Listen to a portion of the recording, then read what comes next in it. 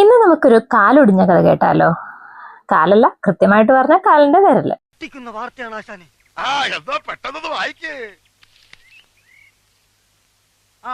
ആശാന്റെ കാൽ തല്ലി ഓടിച്ചു. ഫോട്ടോയുണ്ടല്ലോ.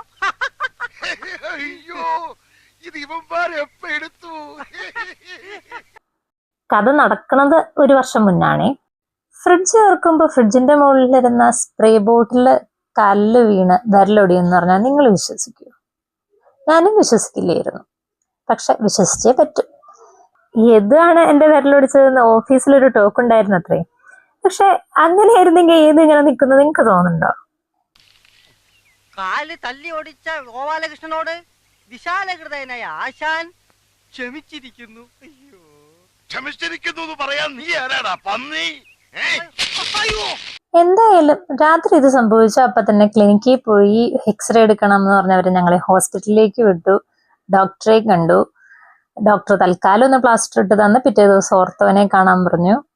ഓർത്തോനെ കണ്ടപ്പോഴാണ് ഓർത്തോ പറയുന്നത് ഇത് സർജറി ചെയ്യണമെന്ന്. എന്തോ ഭാഗ്യത്തിന് വന്നപ്പോ തന്നെ ഇൻഷുറൻസ് എടുത്തത് കൊണ്ട് ഞങ്ങൾ രക്ഷപ്പെട്ടു. ഞങ്ങൾ പിന്നെ സമ്മതിച്ചു. അങ്ങനെ സർജറി ചെയ്തു.